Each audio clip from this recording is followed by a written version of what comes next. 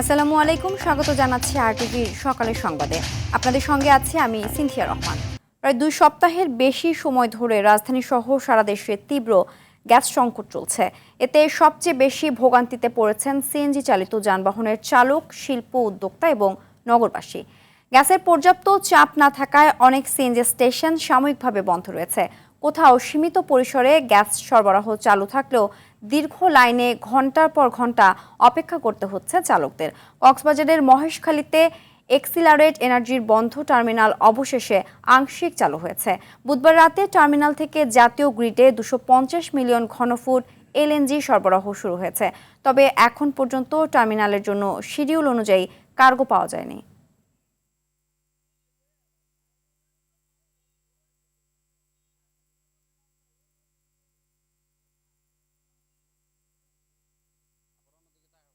রাজধানী তেজগাঁও থেকে গ্যাসের সর্বশেষ পরিস্থিতি জানাচ্ছেন সহকর্মী ওয়ালিদ সিদ্দিকী।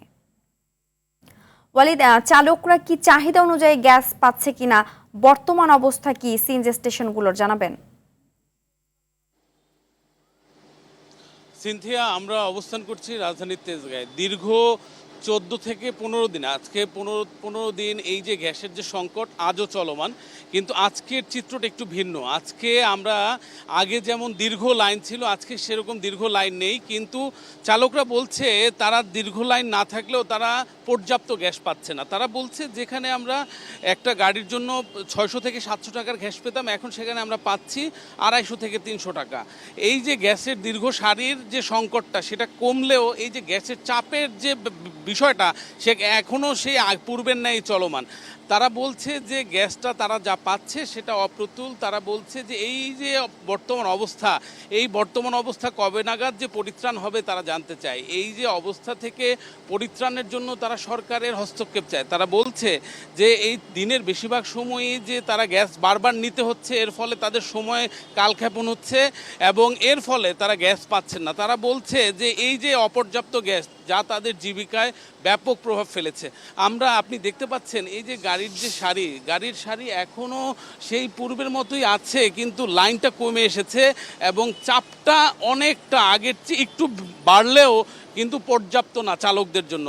আপনার চালকরা যারা গ্যাস নির্ভর যানবাহন, সেই সব যানবাহনের চালকদের বিস্তর অভিযোগ। তারা বলছে যে এতদিন কেন লাগবে, সরকার যদি দাম বাড়ানোর উদ্যোগ নেয় দাম বাড়িয়ে ফেলুক, কিন্তু সরকার প্রকৃতপক্ষে কি করছে তারা জানতে চায়। এই যে আমি এখন একজন চালকের সাথে কথা বলবো, আপনি গ্যাস পেয়েছেন? আমি 3 ঘন্টা দাঁড়িয়ে থাইকা এই দেখেন 242 টাকার গ্যাস পাইছি। আমার গ্যাস ঢুকবো 2000 টাকার।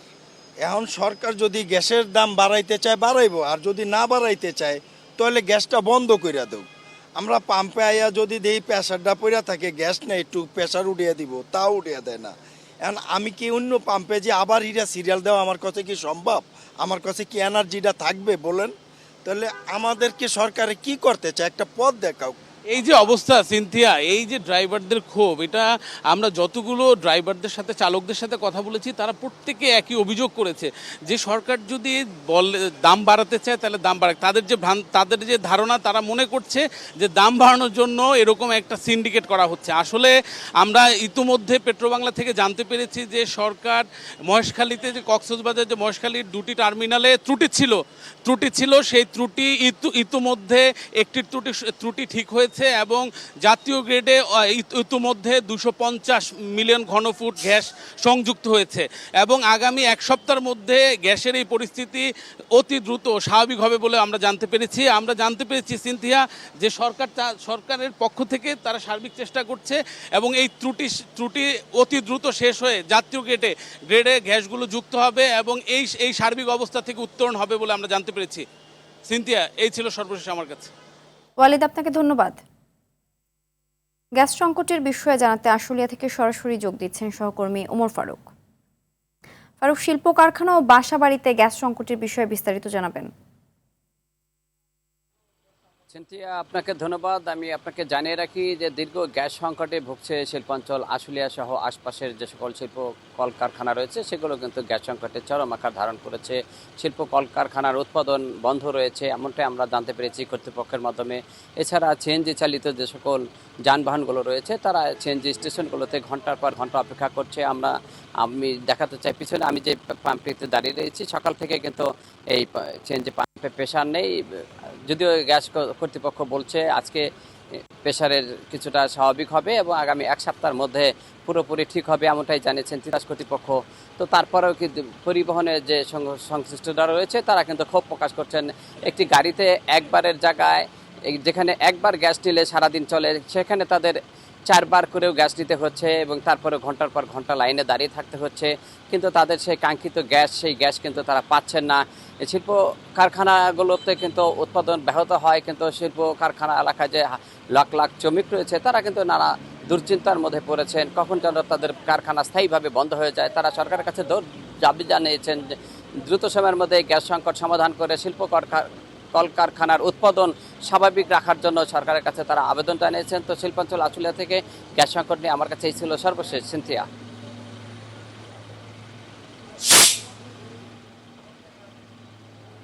ফারুক, আপনাকে ধন্যবাদ।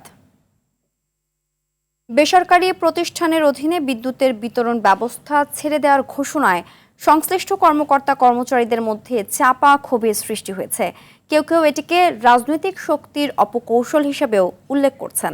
এদিকে সংকট সমাধানে পরিকল্পনাটি উপযুক্ত নয় জানিয়ে বিশেষজ্ঞরা বলছেন, বিদ্যুতের মূল্য বৃদ্ধির লক্ষ্যে খাতটি বেসরকারীকরণ হচ্ছে। তবে সবকিছু বিবেচনায় নিয়েই প্রয়োজনীয় সিদ্ধান্ত নেওয়া হবে বলে জানিয়েছেন ঊর্ধ্বতন কর্মকর্তারা।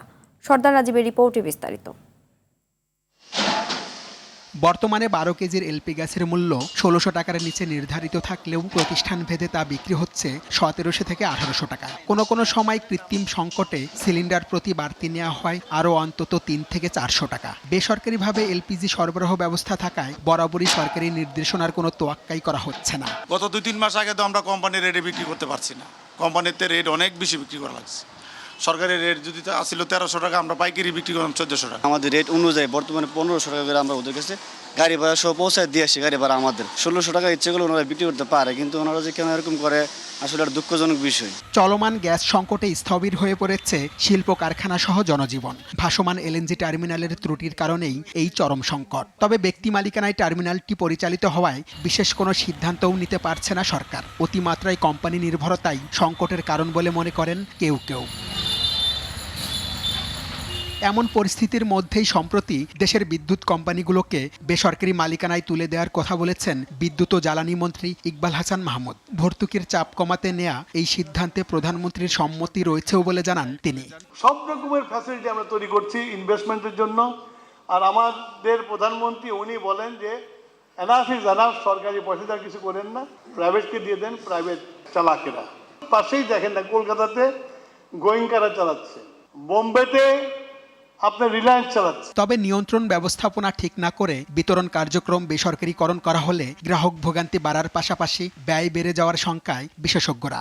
বিদ্যুৎ বা জ্বালানি সরবরাহ ব্যয় বাড়ানোর কৌশলটাই হচ্ছে এদেশের বিদ্যুৎ ও জ্বালানি সেক্টরকে প্রাইভেটাইজেশন করার অর্থই হচ্ছে মূল্যবৃদ্ধি করা। মূল্যবৃদ্ধির করার অর্থই যে এটাকে আমদানি বাজারে পরিণত করা, অর্থাৎ এ খাতে জাতীয় স্বনির্ভরতা অর্জনের পথে বড় ধরনের প্রতিবন্ধকতা তৈরি করা এবং জ্বালানি নিরাপত্তা নিশ্চিত করার ক্ষেত্রে একটি অনিশ্চয়তা সৃষ্টি করা। এদিকে মন্ত্রীর বক্তব্যের পর থেকেই চাকরি হারানোর ভয়ে বিতরণ প্রতিষ্ঠানগুলোর মধ্যে চলছে তীব্র অসন্তোষ। ক্যামেরায় কথা না বললেও অনেকেই এটিকে বিদেশি ষড়যন্ত্র হিসেবেও দাবি করেন। তবে এ বিষয়ে কোনো মন্তব্য করেননি বিদ্যুৎ উন্নয়ন বোর্ডের চেয়ারম্যান। এটা বলার মতো সিচুয়েশন যখন আসবে তখন বলবো। এই মুহূর্তে ভেরি প্রিলিমিনারি স্টেজে আছে বিধায় এই বিষয়ে বিশদ কিছু বলা সম্ভব হচ্ছে না আর কি। সময় মতো আপনারা জানবেন। জনস্বার্থ বিবেচনায় এই পরিকল্পনা থেকে আপাতত সরে আসার তথ্য জানিয়েছেন নাম প্রকাশে অনিচ্ছুক বিদ্যুৎ বিভাগের একাধিক কর্মকর্তা। সর্দার রাজীব আর টিভি, ঢাকা। চাঁপাইনবাবগঞ্জ জেলা হাসপাতালে প্রয়োজনীয় জনবল নিয়োগ না হওয়ায় চরম ভোগান্তিতে পড়েছেন জেলার প্রায় 20 লাখ মানুষ। 100 শয্যা বিশিষ্ট এই হাসপাতালটিকে 250 শয্যায় রূপান্তরিত করা হলেও সেই অনুপাতে বিশেষজ্ঞ চিকিৎসক কর্মকর্তা কর্মচারী নিয়োগ দেওয়া হয়নি। এর ফলে অতিরিক্ত রোগীদের মানসম্মত স্বাস্থ্যসেবা দিতে হিমশিম খাচ্ছে হাসপাতাল কর্তৃপক্ষ। ধীরগতির সেবাতে অতিষ্ঠ রোগীদের দুর্ভোগের মাত্রা আরও বাড়াচ্ছে অপরিচ্ছন্ন পরিবেশ। চাঁপাইনবাবগঞ্জ থেকে আব্দুর রব নাহিদের পাঠানো তথ্যচিত্রে আরও জানাচ্ছেন আব্দুল হামিদ। চাঁপাইনবাবগঞ্জের প্রায় 20 লাখ মানুষের স্বাস্থ্যসেবার একমাত্র ভরসাস্থল জেলার 250 শয্যা বিশিষ্ট সদর হাসপাতাল। অবকাঠামোগত উন্নয়ন হলেও প্রয়োজনীয় জনবল নিয়োগ না হওয়ায় খুঁড়িয়ে খুঁড়িয়ে চলছে সেবা কার্যক্রম। চিকিৎসকদের অর্ধেক পদ প্রায় শূন্য, পদোন্নতি বদলি সহ নানা কারণে সম্প্রতি 7 জন বিশেষজ্ঞ চিকিৎসক হাসপাতাল ছেড়ে যাওয়ায় সংকট আরও তীব্রতর হয়েছে। হাসপাতালটিতে প্রতিদিন ভর্তি থাকেন প্রায় 500 রোগী। বহির্বিভাগে চিকিৎসা নিতে আসেন 1000-এরও বেশি মানুষ। সেবা না পেয়ে অনেককেই ফিরতে হয় খালি হাতে। মেলে না ওষুধ, অভিযোগ রয়েছে অপরিচ্ছন্ন পরিবেশেরও। 3 দিন থেকে এসেছি আমার স্বামীকে নিয়ে। আমি আইসা দেখছি একদিনও বাথরুম পরিষ্কার করেনি, তার গন্ধতে আমি মাথা ব্যথা, বমি 2বার করেছি। আমরা ট্রিটমেন্ট মেটেন্স কিছু দেয়নি, বাড়ি থেকে আমাকে ইন্নাসুল কিনে আসতে হয়েছে। এখন আমি জরুরি বিভাগে ভর্তি হতে যাচ্ছি, তো আমাকে বলছে ওই লাইন ধরে সিরিয়ালে ওখানে না দিলে, ওনকে সহি না দিলে ভর্তি নিবে না। অনেকগুলো বিশেষজ্ঞ ডাক্তার বদলি হয়ে গেছে, তো সেখানে আবার নতুনভাবে ডাক্তার না আসায় চিকিৎসা ব্যাপকভাবে ব্যাহত হচ্ছে। প্রত্যেকটা ক্ষেত্রে অবস্থা মানে পরিষ্কার পরিচ্ছন্ন থেকে শুরু করে রোগী সেবা, এই ব্যাপারগুলো কর্তৃপক্ষ দৃষ্টি আকর্ষণ করছে। কর্তৃপক্ষ বলছে স্বল্প লোকবল দিয়েই সর্বোচ্চ সেবা দেওয়ার চেষ্টা করছেন তারা। 250 শয্যার বিপরীতে যে জনবল, সেটি এখন আমরা পাইনি। এই কারণে আমাদের জনবল ঘাটতি এটা অন্যতম চ্যালেঞ্জ। আমরা ডিপার্টমেন্টালি চাহিদা দিয়েছি বা যোগাযোগ করছি যেন আমাদেরকে ওই সমস্ত পদে বিশেষজ্ঞ চিকিৎসক প্রদান করা হয়। হাসপাতালটিতে 85 জন চিকিৎসকের মধ্যে বর্তমানে কর্মরত রয়েছেন 38 জন। দ্রুত সংকট সমাধানে কার্যকর পদক্ষেপ গ্রহণের দাবি ভুক্তভোগী রোগী স্বজনদের। আব্দুল হামিদ, RTV। বর্ষা মৌসুম মানেই বান্দরবানে পাহাড় ধসের আতঙ্ক। পাহাড়ি জনপদে অপরিকল্পিতভাবে পাহাড় কাটা এবং পরিবেশ বিপর্যয়ের কারণে প্রতি বছরই বাড়ছে মৃত্যুর ঝুঁকি। বিভিন্ন উপজেলার পাহাড়ের পাদদেশে লক্ষাধিক মানুষ চরম ঝুঁকিতে বসবাস করলেও স্থায়ী পুনর্বাসনের অভাবে নিরাপদ আশ্রয়ে যেতে পারছেন না তারা। বান্দরবান থেকে মোহাম্মদ শাফায়েত হোসেনের তথ্যচিত্রে জানাচ্ছেন লিওন আজাদ। পরিবেশ বিপর্যয়ের এক আতঙ্কের নাম পাহাড় ধস। ভারী বর্ষণ শুরু হলেই চরম ঝুঁকিপূর্ণ হয়ে ওঠে পাহাড়ের পাদদেশ। বান্দরবান জেলা জুড়ে দেখা দেয় পাহাড় ধসের আশঙ্কা। শুষ্ক মৌসুমে নির্বিচারে পাহাড় ও টিলা কেটে বসতি তৈরি এবং পাহাড় কাটার মহোৎসবের কারণেই মূলত বর্ষা মৌসুমে পাহাড় ধসে প্রাণহানির ঘটনা ঘটে। জেলা শহরের পৌর এলাকায় কালাঘাটা, ইসলামপুর, লাঙ্গিপাড়া, বনরূপা পাহাড় সহ বেশ কয়েকটি স্থানে ঝুঁকিপূর্ণভাবে বসবাস করছেন কয়েক হাজার মানুষ। জেলার অন্য 6টি উপজেলার চিত্র প্রায় একই রকম। পরিসংখ্যান বলছে গত 10 বছরে জেলার বিভিন্ন স্থানে পাহাড় ধসে প্রাণ হারিয়েছেন অন্তত 100 জনেরও বেশি মানুষ। বর্ষাকালে মাইকিং করে আর কি আশ্রয়কেন্দ্রে যাওয়ার জন্য। আশ্রয়কেন্দ্রে যাবো কেমনে? আমাদের এখানে তো বসত বাড়ি আছে। ছেলে মেয়ে নিয়ে কোথায় যাবো? এ রাত কিভাবে কাটাবো? সারা রাত বসে বসে সবাই কাটাই। এখানে উপরে এসে দেখার মতো আমরা কাউকে পাচ্ছি না। অপরিকল্পিত পাহাড় কাটা এবং যথাযথ পদ্ধতি না মানার কারণেই এই প্রাকৃতিক বিপর্যয় বাড়ছে বলে মনে করেন বিশেষজ্ঞরা। কখনো অতিবৃষ্টি অথবা অনাবৃষ্টি এবং একাধারে বৃষ্টিপাতের পরিমাণ বেশি হওয়ার কারণে পাহাড় ধসে যাচ্ছে এবং প্রাণহানির সংখ্যা দিন দিন বেড়ে যাচ্ছে। তবে পরিবেশ অধিদপ্তর বলছে অবৈধ পাহাড় কাটার বিরুদ্ধে নিয়মিত মামলা ও জরিমানা আদায়ের কার্যক্রম চলমান রয়েছে। কন্টিনিউ পাহাড় কাটছেন, ওনাদের বিরুদ্ধে পরিবেশ অধিদপ্তর থেকে আমরা নিয়মিত মোবাইল কোর্ট পরিচালনা করছি, আমরা নিয়মিত এনফোর্সমেন্ট কার্যক্রম পরিচালনা করছি। পাহাড়ের পাদদেশে ঝুঁকিপূর্ণভাবে বসবাসকারীদের দ্রুত বিকল্প আবাসনের আওতায় আনতে সরকারের পরিকল্পনা রয়েছে বলে জানান প্রতিমন্ত্রী। প্রত্যেককে আমরা বিকল্প একটা আবাসস্থল তৈরি করে দিতে চাই, কিন্তু এই জন্য সচেতনতা তৈরি করতে হবে। সচেতনতা প্রশাসন, আমরা রাজনৈতিক কর্মী এবং আপনারা গণমাধ্যম, আমরা সবাই মিলে যদি সম্মিলিতভাবে কাজ করি তাহলে তাদেরকে বোঝানো সম্ভব হবে যে এটা তাদের একটা ঝুঁকিপূর্ণ আবাস। কেবল বর্ষা এলেই মাইকিং বা ক্ষণস্থায়ী ত্রাণ বিতরণ নয়, পাহাড়ের পাদদেশে বসবাসরত মানুষের স্থায়ী পুনর্বাসন এবং অবৈধ পাহাড় কাটা বন্ধে কঠোর ও দীর্ঘমেয়াদী পদক্ষেপই পারে এই মৃত্যু ঝুঁকি কমাতে। লিওন আজাদ, RTV। নাটোরের নাজিরপুর ভূমি অফিসে কোনো ধরনের সেবাই ঘুষ দেয়া ছাড়া পাওয়া যায় না। জমির খাজনা খারিজ করাতে গেলে নানা অজুহাতে ভুল ধরে কাগজ আটকে দেওয়ার অভিযোগ ভূমি কর্মকর্তাদের বিরুদ্ধে। দালালদের মাধ্যমে বাগিয়ে নেওয়া হয় এই ঘুষের টাকা, যা উঠে এসেছে আরটিভির অনুসন্ধানে। নাটোর থেকে মোহাম্মদ কামাল হোসেনের পাঠানো তথ্যচিত্র আরও জানাচ্ছেন আব্দুল হামিদ।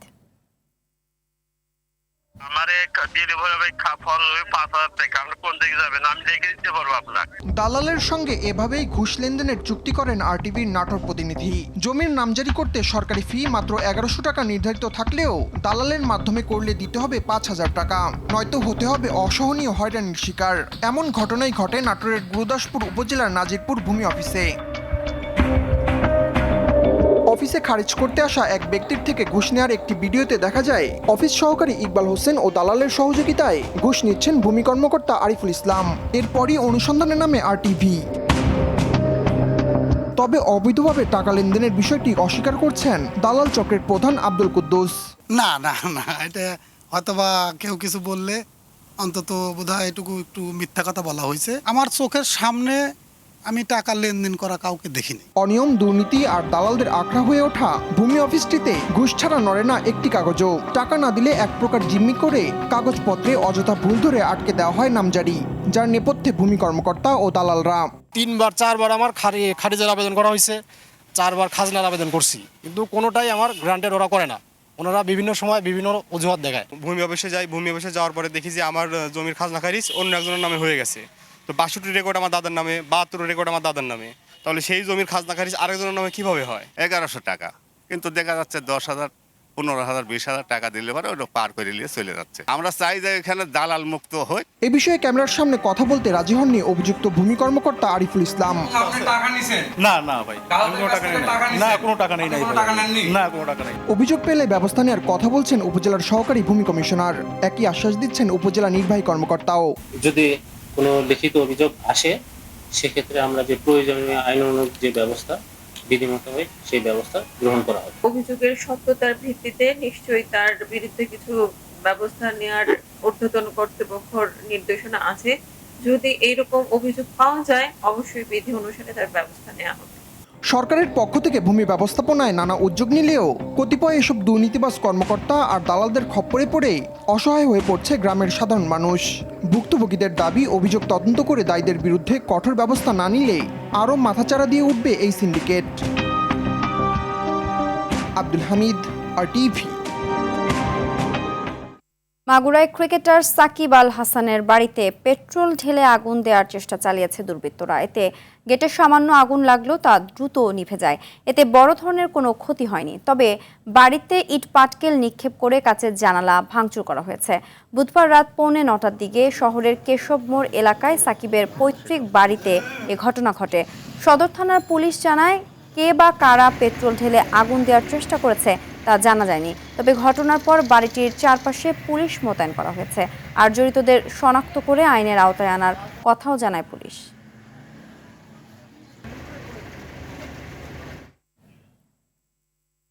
ভোলার বোরহান উদ্দিনে এক কিশোরী স্কুল ছাত্রীকে সংঘবদ্ধ ধর্ষণের অভিযোগ উঠেছে।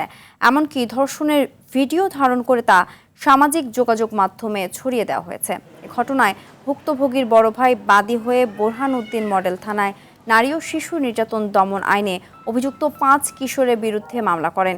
এরই মধ্যে পুলিশ অভিযান চালিয়ে 3 কিশোরকে গ্রেফতার করেছে। গত 24 জুলাই স্কুল থেকে বাড়ি ফেরার পথে ওই কিশোরীকে ধরে নিয়ে সংঘবদ্ধভাবে ধর্ষণ করে। এ সময় ভিডিও ধারণ করে সেটি সামাজিক যোগাযোগ মাধ্যমে ছড়িয়ে দেওয়ার ভয় দেখিয়ে বিষয়টি গোপন রাখতে বাধ্য করা হয়। পরিবারের পক্ষ থেকে ঘটনার সুষ্ঠু তদন্ত এবং জড়িতদের দৃষ্টান্তমূলক বিচারের দাবি জানানো হয়েছে।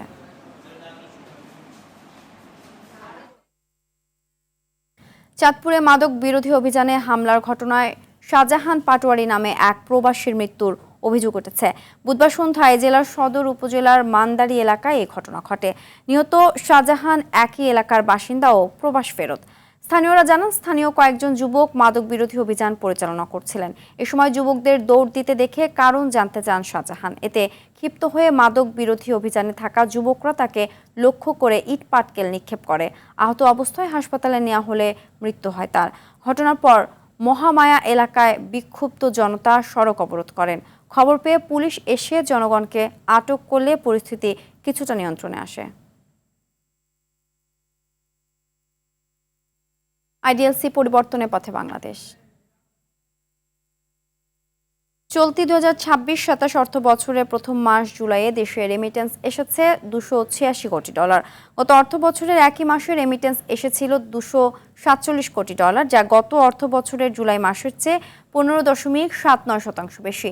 বাংলাদেশ ব্যাংকের তথ্য অনুযায়ী গত 8 বছরে জুলাই মাসে আসা রেমিটেন্সের মধ্যে এই পরিমাণ সর্বোচ্চ। 2025-26 অর্থ বছরের রেমিটেন্সের পরিমাণ রেকর্ড $35.5 বিলিয়ন পৌঁছায়, যা আগের অর্থ বছরের তুলনায় 17% বেশি।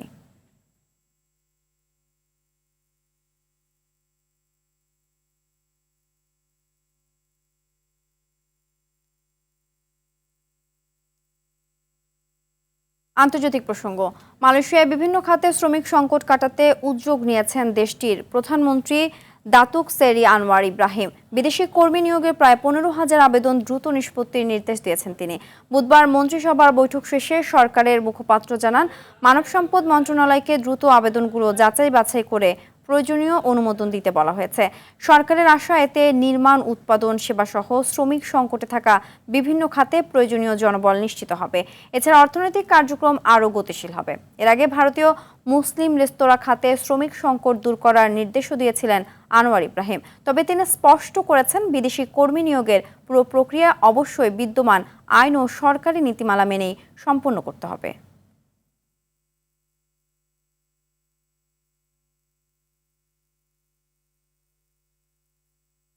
হত্যাকাণ্ড বন্ধে প্রয়োজনীয় ইরানের সঙ্গে চুক্তিতে রাজি বলে জানিয়েছেন মার্কিন প্রেসিডেন্ট ডোনাল্ড ট্রাম্প। স্থানীয় সময় বুধবার লাস ভেগাসে এক অনুষ্ঠানে দেয়া বক্তব্যে যুদ্ধের বদলে কূটনীতিকে প্রাধান্য দেওয়ার ইচ্ছা পোষণ করেন তিনি। ইতিমধ্যে IRGC সংশ্লিষ্ট ইরাকি এয়ারলাইন্সের উপর থেকে নিষেধাজ্ঞা তুলে নিয়েছে যুক্তরাষ্ট্র। অন্যদিকে হরমুজ প্রণালী পুনরায় সচল করতে ওমানের সঙ্গে একটি চুক্তি চূড়ান্ত পর্যায়ে রয়েছে বলে জানিয়েছে ইরান। এর মধ্যেই লোহিত সাগরের ইয়ানবু বন্দর ও এডেন উপসাগরে 2টি সৌদি তেল ট্যাঙ্কারে হামলার দাবি করেছে ইয়েমেনের হুতি বিদ্রোহীরা।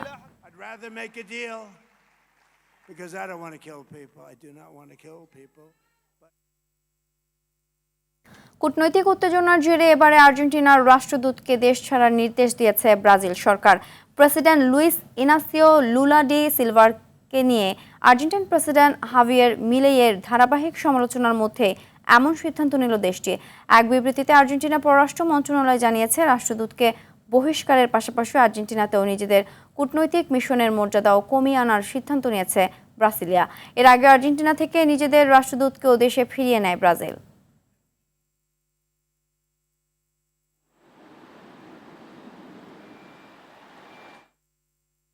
খেলার খবর, ইংলিশ ক্লাব লেস্টার সিটি ছেড়ে আজারবাইজানের ক্লাব সাবা এফসিতে যোগ দেওয়ার পথে রয়েছেন বাংলাদেশ জাতীয় ফুটবল দলের মিডফিল্ডার হামজা চৌধুরী। দেশের বিভিন্ন গণমাধ্যমের দাবি, দুই পক্ষের মধ্যে চুক্তি সম্পন্ন হয়েছে। এখন শুধু আনুষ্ঠানিক ঘোষণার অপেক্ষা। তবে এখনও এই বিষয়ে কোনো আনুষ্ঠানিক বক্তব্য দেয়নি হামজার বর্তমান ক্লাব লেস্টার সিটি কিংবা সাবা এফসি। ফলে বিষয়টি নিয়ে কিছুটা ধোঁয়াশা রয়ে গেছে। ধারণা করা হচ্ছে, 1 বছরের চুক্তিতে ধারে হামজাকে দলে ফেরাতে লেস্টার সিটির সঙ্গে এখনও আলোচনা চালিয়ে যাচ্ছে সাবা এফসি। আলোচনার ইতিবাচক অগ্রগতি হলে চলতি মৌসুম থেকে আজারবাইজান প্রিমিয়ার লিগে খেলতে দেখা যেতে পারে বাংলাদেশের এই ফুটবলারকে।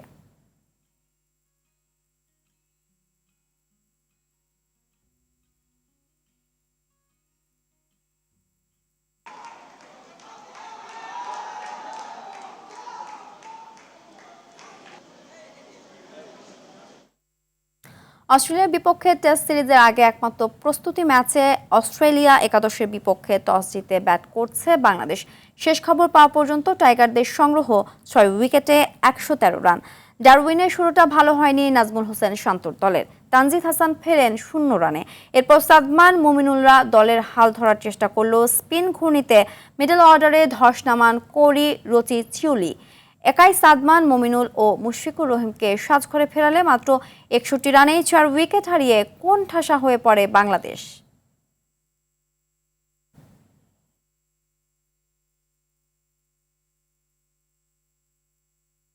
লিভারপুলের সঙ্গে দীর্ঘ 9 বছরের সফল অধ্যায়ের ইতি টেনে ফ্রি এজেন্ট হিসেবে তুর্কি ক্লাব ট্রাবজনস্পরে যোগ দিচ্ছেন মোহাম্মদ সালাহ। 34 বছর বয়সে এই মিশরীয় ফরওয়ার্ড ক্লাবটির সঙ্গে বার্ষিক প্রায় 17 মিলিয়ন ইউরো বেতনে 2 বছরের চুক্তিতে সম্মত হয়েছেন।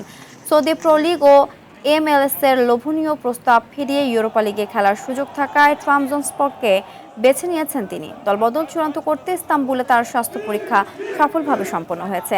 আজ তার আনুষ্ঠানিক চুক্তি ও পরিচিতি সম্পূর্ণ হওয়ার কথা রয়েছে।